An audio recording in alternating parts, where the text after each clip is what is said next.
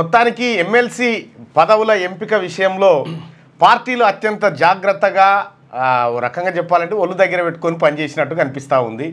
ఎందుకంటే మొత్తం 5 ఎమ్మెల్సీ స్థానాలు ఖాళీ అయితే ఎమ్మెల్యే కోటాలో దాంట్లో 4 ఎమ్మెల్సీ స్థానాలు కాంగ్రెస్, ఆ తర్వాత 1 ఎమ్మెల్సీ స్థానం బీఆర్ఎస్ పార్టీకి దక్కబోతా ఉంది.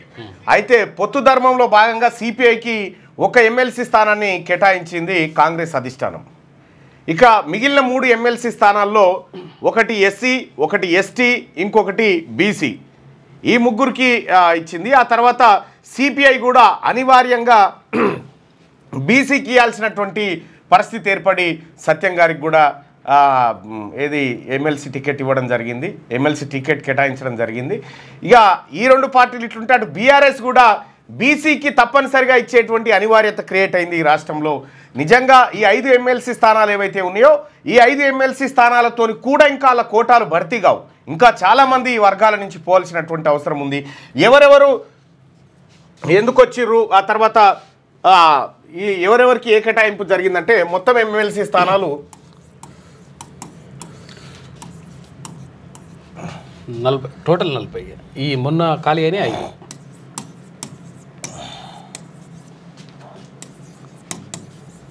ఖాళీలు 5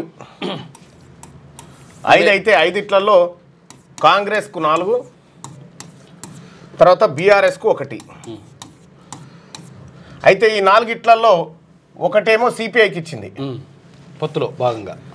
అయితే -1 సిపిఐ వీళ్ళకి ఇచ్చింది. ఇచ్చిన తర్వాత దీంట్లో కూడా చాలా చాకచక్యంగా, అంటే ఇప్పటికే మనం చెప్పినాం, ఇప్పటికే 16 మంది రెడ్లు ఉన్నారు శాసన మండలిలో. ఇక వాళ్ళ కోటా ఓవర్ఫ్లో అయిపోయింది అనేటువంటి నేపథ్యంలో చాలామంది పేర్లు వినిపించినాయి.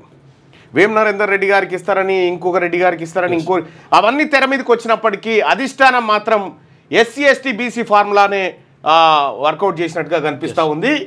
మరీ ముఖ్యంగా చూస్తే కాంగ్రెస్ పార్టీ నుంచి శంకర్ నాయక్, నల్లగొండ జిల్లా సంబంధించిన డిసిసి అధ్యక్షుడిగా శంకర్ నాయక్ డిసిసి ప్రెసిడెంట్గా పనిచేస్తున్నాడు. తర్వాత 30 సంవత్సరాల నుంచి కాంగ్రెస్ పార్టీలో ఉన్నది ఆ కుటుంబం. 30 సంవత్సరాల నుంచి 2 సార్లు ఎంపీపీగా, 2 సార్లు జెడ్పీటీసీగా పనిచేసినటువంటి అనుభవం శంకర్ నాయక్ ఉంది. శంకర్ నాయక్కు ఎప్పుడో ఎమ్మెల్యే టికెట్ రావాలి, అవును, ఎప్పుడో రావాల్సిందే, కానీ ఆలస్యంగా ఎమ్మెల్సీ టికెట్ కేటాయించడం జరిగింది. ఇది ఎస్టీ సామాజిక వర్గానికి సంబంధించినటువంటిది, మంచి పరిణామం టికెట్. ఇక అద్దంకి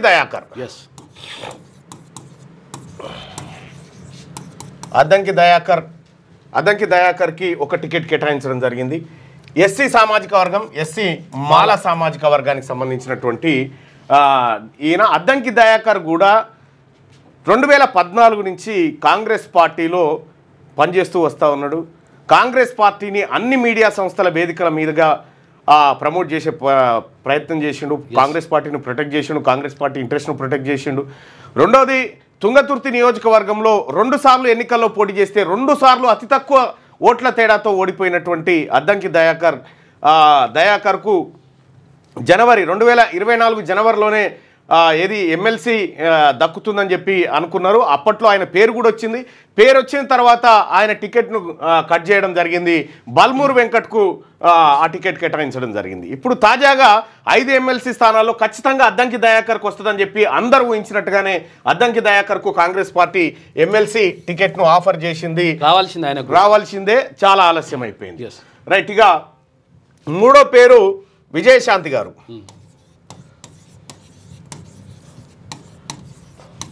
విజయశాంతి గారు బీసీ సామాజిక వర్గానికి సంబంధించిన బీసీ సామాజిక వర్గానికి సంబంధించినటువంటి బిడ్డ. వరంగల్ జిల్లా తను అత్తగారిల్లు వాస్తవీరాలు. అయితే విజయశాంతి గారికి వాస్తవానికి మొన్న ఎమ్మెల్యే టికెటే ఇచ్చేది ఉండే, కానీ ఆమె పార్టీ కోసం త్యాగం చేసినటువంటి మహిళ. సో ఆమె గతంలో తెలంగాణ ఉద్యమం సమయంలో తల్లి తెలంగాణ పార్టీ పెట్టి ఆ తర్వాత బీఆర్ఎస్ పార్టీలో దాన్ని విలీనం చేసి బీఆర్ఎస్ పార్టీ నుంచి ఎంపీగా గెలిచి ఆ పార్లమెంట్లో తన గళం వినిపించింది. ఆ తర్వాత కాంగ్రెస్ పార్టీ ఎంపీగా గెలిచి ఆమె తెలంగాణలో విస్తృతంగా కాంగ్రెస్ పార్టీ ఎంపీ గెలిచిందా? గెలవలేదు.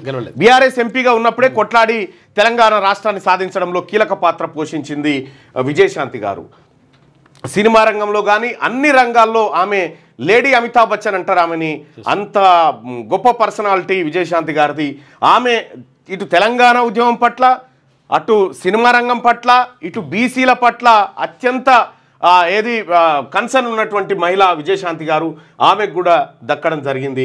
ఈ ముగ్గురు ఎవరైతే కాంగ్రెస్ పార్టీ నుంచి దక్కినాయో వీళ్ళు ముగ్గురు అర్హులే. వీళ్ళు ముగ్గురు అర్హులే. ఇక్కడ మనం కాంగ్రెస్ పార్టీ ముందు పెట్టినాం 2 బీసీలకు దక్కాల్సిందే, ఎస్సీ ఎస్టీలకు 1 దక్కాల్సిందేనా అన్నట్టుగానే ఆ కార్యక్రమం జరిగింది. సిపిఐ నుంచి అటు ఇంకో బీసీకి వచ్చింది కాబట్టి అయితే ఇక సిపిఐ నుంచి సత్యం సిపిఐ ఈయన బీసీ సామాజిక వర్గానికి సంబంధించినటువంటి యాదవ్ బిడ్డ. ఈయనకు కూడా అంటే మొత్తానికి కాంగ్రెస్ పార్టీ వైపు ఉన్నటువంటి 4 ఎమ్మెల్సీలో 2 బీసీలకు 1 ఎస్సీ ఎస్టీకి భర్తీ అయిపోయినటువంటి పరిస్థితి. సో మొత్తానికి ఇందులో అంటే ఒకానొక దశలో కాంగ్రెస్ పార్టీ కూడా భయపడ్డది. ఎందుకంటే అక్కడ ఎమ్మెల్సీ టికెట్ ఆల్ఫోర్స్ నరేందర్ రెడ్డికి ఇస్తే బీసీల ఉగ్ర రూపానికి బలి కావాల్సి వచ్చింది. తప్పనిసరి పరిస్థితుల్లో బీసీల్లో వచ్చినటువంటి చైతన్యం ఏదైతే ఉందో తద్వారా ఇక అనివార్యంగా వాళ్ళకి ఇచ్చేయాల్సింది అనేటువంటి నిర్ణయానికి వచ్చినట్టుగా కనిపిస్తూ ఉంది. ఇక ఈ విషయంలో బీసీలందరూ కూడా తమ గలం విప్పడం ద్వారా, తమంతా చైతన్యవంతం కావడం ద్వారా ఇలాంటి నిర్ణయాలు తీసుకోవాల్సిన అనివార్యత పార్టీలపైన ఏర్పడింది. సో ఇట్లా ఇవి 4 బీఆర్ఎస్. ఇక బీఆర్ఎస్ పార్టీకి సంబంధించి దాసోజు శ్రవణ్ మనం దాసోజు శ్రవణ్కి ఇవ్వాలని చెప్పి చాలాసార్లు కూడా చెప్పినాం. దాసోజు శ్రవణ్ ఎందుకంటే దాసోజు శ్రవణ్ 2008 నుంచి యాక్టివ్ పాలిటిక్స్లో ఉన్నాడు. 2008లో ప్రజారాజ్యం పార్టీలో పవన్ కళ్యాణ్ గారి ఆహ్వానం మేరకు అందులో పార్టీలో చేరి ఆ తర్వాత తెలంగాణ ఉద్యమం సమయంలో ప్రజారాజ్యం పార్టీ తీసుకున్న నిర్ణయం తెలంగాణకు వ్యతిరేకంగా ఉందని చెప్పి ఆ తర్వాత బీఆర్ఎస్ పార్టీలో చేరడం జరిగింది. బీఆర్ఎస్ పార్టీలో ఉండి ప్రత్యేక తెలంగాణ రాష్ట్రం కోసం అలుపెరగని పోరాటం చేసినటువంటి దాసోజు శ్రవణ్ ఆ తర్వాత కాంగ్రెస్ పార్టీలో చేరడం జరిగింది. కాంగ్రెస్ పార్టీలో అంటే కేసీఆర్ టికెట్ ఇవ్వకపోవడంతో కాంగ్రెస్ పార్టీలో చేరడం జరిగింది. అక్కడ ఒక చిన్న అవమానం ఏం జరిగిందంటే ఆయన గతంలో భువనగిరి టికెట్ ఆశిస్తున్నటువంటి నేపథ్యంలో మీ సామాజిక వర్గం చాలా తక్కువ ఉంటారా, మీ చారీస్ చాలా తక్కువ ఉంటారు, వాళ్ళకి ఎట్టియాలని చెప్పి కేసీఆర్ కొద్దిగా అప్పట్లో అవమానం చేసినట్టుగా వార్తలు వచ్చినాయి. మరి అది ఎంతవరకు నిజమో తెలియదు కానీ అప్పట్లో అయితే ఆ రూమర్స్ ఉండే. సో ఆయన ఆ తర్వాత కాంగ్రెస్ పార్టీలో చేరడం జరిగింది. కాంగ్రెస్ పార్టీలో చేరిన తర్వాత కాంగ్రెస్ పార్టీని ఎప్పుడైతే రేవంత్ రెడ్డి గారు క్యాప్చర్ చేయాలనుకుంటూ అప్పుడు ఇలాంటి కీలకమైనటువంటి నేతలకు చెక్ పెట్టుకుంటూ వచ్చిండు, వీళ్ళందరినీ బయటికి పంపించే ప్రయత్నం చేసిండు. సో తద్వారా ఆయన కాంగ్రెస్ పార్టీని వీడి భారతీయ జనతా పార్టీలో చేరిండు. కొన్నాళ్ళ పాటు భారతీయ జనతా పార్టీలో ప్రయాణం సాగించి ఆ తర్వాత తిరిగి తన సొంత గూడైనటువంటి బీఆర్ఎస్ పార్టీలోకి వెళ్ళిపోయాడు. సో బీఆర్ఎస్ పార్టీలోకి వెళ్ళిన తర్వాత గవర్నర్ కోటాలో దాసోజు శ్రవణ్కు ఎమ్మెల్సీ టికెట్ కేటాయిస్తూ ఆ రోజు కేసీఆర్ నిర్ణయం తీసుకున్నాడు. అయితే గవర్నర్ తమిళసై గారు ఆ నిర్ణయాన్ని అట్లా పెండింగ్లో పెట్టడంతో అప్పటికే ప్రభుత్వం మారింది. ఆ తర్వాత కొత్త ప్రభుత్వం బల్మూరు వెంకట, ఆ తర్వాత మహేష్ కుమార్ గౌడ్ని కోదండరాము, ఆ తర్వాత ఇంకొక ముస్లిం సియాసత్ ఎడిటర్ వాళ్ళకి ఇవ్వడం జరిగింది. అప్పుడు మళ్ళా అన్యాయం జరిగింది. దాంతో దాసోజు శ్రవణ్ను ఈసారి ఖచ్చితంగా మండలికి పంపాలని బీసీ వర్గాల నుంచి డిమాండ్ వచ్చింది. ప్రతిసారి బీసీల గురించి మాట్లాడుతున్నటువంటి బీఆర్ఎస్ పార్టీ బీసీలకి టికెట్ ఇచ్చి నిరూపించుకోవాలి బీసీల పట్ల ఉన్న ప్రేమ అనేటువంటి డిమాండ్ ప్రజల నుంచి రావడం అనివార్యంగా తప్పనిసరిగా దాసోజు శ్రవణ్కు ఆయన అర్హుడు. వాస్తవానికి ఆయన అర్హుడు. ఆయన బీసీ సామాజిక వర్గానికి సంబంధించినటువంటి వ్యక్తి. ఆయనకు టికెట్ కేటాయించారు. ఇక్కడ విచిత్రమైన పరిస్థితి ఏంటంటే మొత్తం 5 ఎమ్మెల్సీ స్థానాలు ఖాళీ అయితే 5 ఎమ్మెల్సీ స్థానాల్లో శంకర్ నాయక్ ఉమ్మడి నల్గొండ జిల్లాకు సంబంధించినటువంటి వ్యక్తి, ఆ తర్వాత అద్దంకి దయాకర్ ఉమ్మడి నల్గొండ జిల్లాకు సంబంధించినటువంటి వ్యక్తి, సత్యము ఉమ్మడి నల్గొండ జిల్లాకు సంబంధించినటువంటి వ్యక్తి, దాసోజు ఉమ్మడి నల్గొండ జిల్లాకు సంబంధించినటువంటి వ్యక్తి, విజయశాంతి వరంగల్కు సంబంధించినటువంటి వ్యక్తి. సో మొత్తానికి ఈ ప్రాంతంలో నల్లగొండకు 4 సీట్లు రాగలిగినాయి. అయితే అద్దంకి దయాకర్కి సీట్ ఇచ్చేటువంటి క్రమంలో అద్దంకి దయాకర్ను వాళ్ళ ఇళ్ళకు తోలిరు, పోయి వాళ్ళని వేడుకోపో అని చెప్పి అంటే మీరు ఎప్పటికీ మా దగ్గరే ఉండాలనేటువంటి ఉద్దేశంతో ఆ కార్యక్రమాన్ని దిగ్విజయంగా చేసిరు. అయితే విషయం ఏంటంటే ఇక్కడ మనం గమనించాల్సినటువంటి విషయం, ఇటీవల కాలంలో లేచినటువంటి ఉద్యమం ఏదైతే ఉందో బీసీ ఉద్యమం, ఆ బీసీ ఉద్యమము ఖచ్చితంగా ఈ ఎమ్మెల్సీ నిర్ణయాలపైన పడిందని మనం స్పష్టంగా కనిపిస్తూ ఉంది. అక్కడ కరీంనగర్ పట్టభద్రుల ఎమ్మెల్సీ ఎన్నికల్లో రెడ్డికి ఇచ్చి బీసీకి మన అందరు మొత్తుకున్న రెడ్డికి ఇచ్చి ఘోర పరాభవం పాలైనటువంటి కాంగ్రెస్ పార్టీ దిద్దుబాటు చర్యలకు దిగినట్టుగా కనిపిస్తూ ఉంది ఈ వ్యవహారం అంతా చూస్తూ ఉంటే. సో మొత్తానికి ఇక్కడ 5 3 వచ్చేసి దాసోజు శ్రవణ్ ఎంబీసీ, విశ్వకర్మ ఎంబీసీ, ఆ తర్వాత బీసీ, ఆ తర్వాత బీసీ, ఆ తర్వాత ఎస్సీ, ఎస్టీ. అంటే ఇక్కడ సామాజిక న్యాయాన్ని పరిపూర్ణంగా తీసుకొచ్చినట్టుగా కనిపిస్తూ ఉంది. సో ఎందుకు మరి ఓసీల కంటే ఓసీలకు ఇవ్వాల్సిన దానికంటే 29 ఉన్నాయి ఇప్పటికే.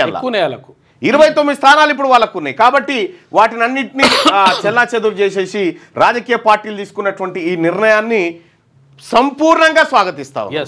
ఈ నిర్ణయాన్ని రాజకీయ పార్టీలు తీసుకున్నటువంటి నిర్ణయాన్ని సంపూర్ణంగా స్వాగతిస్తాను. భవిష్యత్తులో కూడా ఖచ్చితంగా ఈ బీసీ వాదం మరింత బలపడి బీసీలకు మెజార్టీ స్థానాలు దక్కేటువంటి అనివార్యతను తప్పనిసరిగా తీసుకొస్తాం.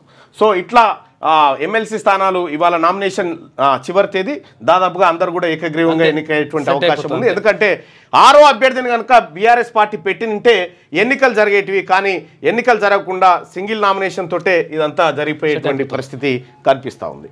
సో మొత్తానికి ఎమ్మెల్సీ ఎన్నికల సంబంధించినటువంటి 5 ఎమ్మెల్సీ ఎన్నికల్లో బీసీలు, ఎస్సీలు, ఎస్టీలు విజయం సాధించారు అంతే, ఓ రకంగా చెప్పాలంటే.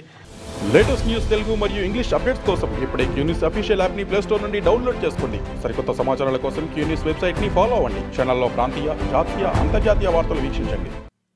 లైక్ చేయండి.